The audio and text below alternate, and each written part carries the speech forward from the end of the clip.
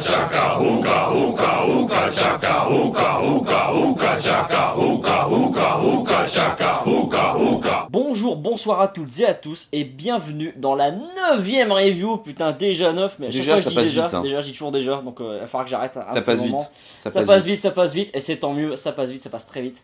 9ème review proposée par l'équipe de Looking for Rugby. Et pas n'importe quelle review, puisque celle-ci concerne le premier match à élimination directe chroniqué par votre émission préférée. Cette review concerne le barrage qualificatif, barrage du top 14 qualificatif pour les demi-finales du championnat de France, qui oppose cette année Le Racing Métro le 92. Racing Métro 92, tout à fait, au Stade Français Paris. Il y aura donc eu 3, pas moins de 3, le chiffre préféré de Guy Novès. 3 derbys franciliens cette année, c'est quand même du jamais vu. Le derby s'installe, on peut dire que là, le derby est installé. Le derby est un vrai derby. Et bon, pour ceux qui aiment les derbys, disons authentiques, il reste toujours la Pro D2, dans lequel il y aura des derbys très charmants, des derbys basques par exemple. Voilà. Coucou à nos amis et viewers basques. En ce qui concerne les compositions d'équipe proposées, eh bien, je crois qu'on peut dire sans trop de problème que les coachs de part et d'autre ont mis leurs meilleures équipes. Petit bémol quand même. Ouais, un petit bémol ici. Bah écoute, moi en deuxième ligne, je note quand même l'absence de Kruger. Alors c'est pour le Racing, hein. Kruger il joue au Racing, ouais. Voilà. Donc, Kruger, voilà, remplacé par Lavanini qui n'a joué que 6 ou 7 matchs seulement cette année. Très peu. Et d'autre part, Van der Merwe en remplaçant. Pour savoir d'un même remplaçant, tout à fait, voilà. Titulaire indiscutable toute l'année, comme Kruger. Parfois capitaine. Parfois capitaine. Tout à fait. Et là, absent, enfin, sur le banc des remplaçants, voilà, remplacé par d'autres joueurs, par Charteris, le Gallois. Très bien d'ailleurs, moi par j'aime bien. Lavanini. De bons joueurs, voilà, de plutôt très bons joueurs, il n'y a pas de problème, mais pas les titulaires habituels. Et également, il me semble, si je dis pas de bêtises, qu'au niveau des piliers, il y a eu un petit turnover. Oui, il y avait Kinchagishvili. Voilà, tout à fait, je le reprononcerai pas. N'insistez pas, je reprononcerai pas à nouveau ce nom-là, je n'y arriverai pas. À la place de Eddy Benarouche ou Julien Brugnaut, qui sont quand même les tauliers habituels au poste. C'est un petit peu étonnant, surtout connaissant la puissance assez redoutable du pack du Stade français, qu'on avait déjà vu pendant le derby retour, le derby à Colombes, qui s'était soldé par la victoire du Stade français.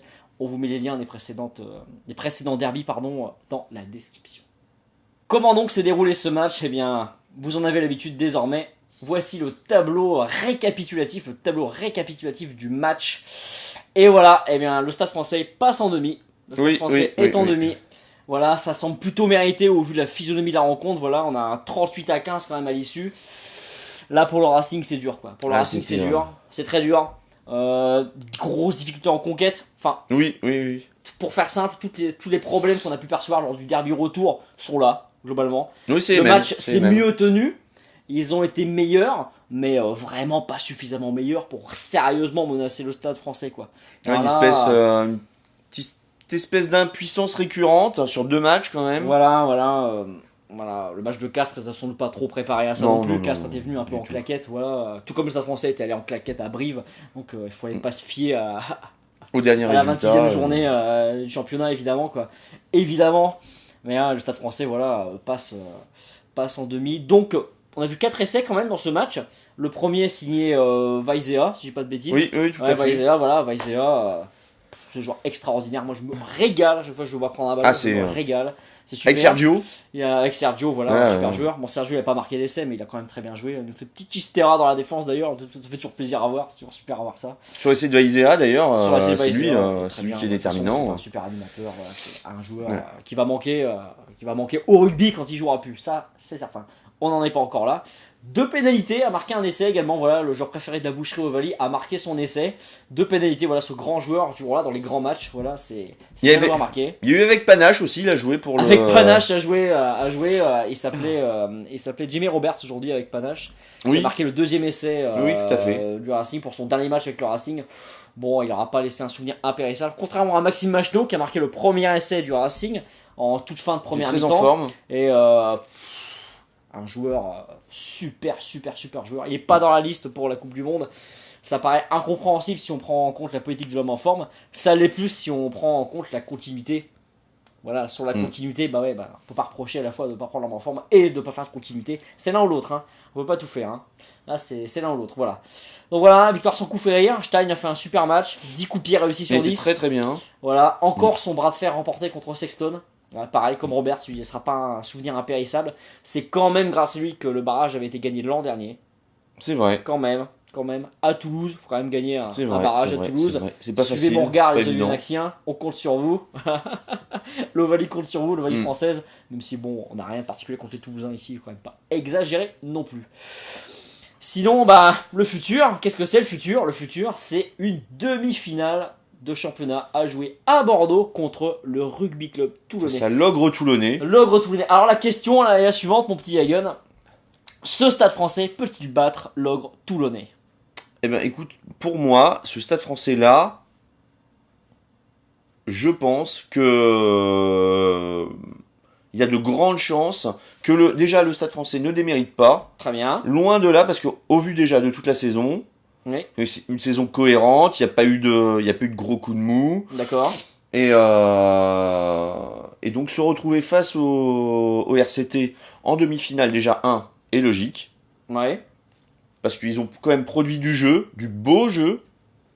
Quand même, toute cette saison. Voilà, c'est une belle saison. Saleté, quoi. Tout a été à peu près...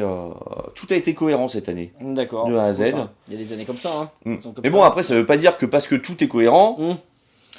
Ah ouais, un match après c'est un match. Hein, voilà. Voilà, Donc, ça se on joue peut sur un penser match. que le stade peut faire douter le RCT, voire même gagner et aller en finale contre donc le vainqueur de Clermont contre celui qui se qualifiera entre Toulouse et Oyonnax. Mais bon, allegro maintenant troppo, hein, on n'en est pas encore là. Le Stade français peut gagner maintenant. Toulon sur ses matchs d'élimination directe est extrêmement fort. Oui. C'est une équipe C'est vrai. essentiellement équipée pour ces matchs à enjeu à élimination directe. C'est une équipe qui est faite pour ça, pour gagner ces matchs-là, pour tuer les matchs. Voilà. On se souvient de la demi-finale de H-Cup où Abana libère le RCT de H-Cup. Ça n'existe plus la H-Cup, mais vous avez compris l'idée de Coupe d'Europe où c'est Abana qui réussit à gagner en prolongation, à faire gagner le RCT en prolongation. Voilà. Une équipe qui peut tenir indéfiniment et finir par vous Oui, c'est vrai. poignarder C'est dans vrai. le dos mais au pire moment pour vous. Quoi. Et on aura beau jouer avec Panache en face. Voilà, ça- Panache, lui, ça va être panaché pour le coup, là, ça va pas être trop fort et il va dégager quoi. Voilà ce qu'on pouvait vous dire grossièrement sur ce match, dans une très bonne ambiance. Voilà. Oui, c'était Apparemment, sympathique. rien de oui. problème avec l'arbitrage non plus. C'était Romain Poit l'arbitre. Non, Donc, ça se tenait, plutôt bon, voilà, c'était très très bien. Sur Monsieur Atala en juge de touche. Monsieur Adler, juge de touche, je me souviens pas qui était l'autre juge de touche. On l'a Je pas sais bien pas, vu. c'était Ah, pas bien vu. on l'a pas vu. On l'a pas trop vu, voilà. Bon, on l'a pas trop vu, c'est donc qu'il s'est pas fait remarquer, donc il a bien travaillé. Si vous vous reconnaissez, monsieur, bravo à vous. Sur ce, merci à toutes, excusez-moi, merci à toutes et à tous de nous suivre de plus en plus nombreux, ça fait quand même super plaisir. Et on vous retrouve bientôt pour de nouvelles vidéos avec Looking for Rugby. Ciao! À plus tard les gens.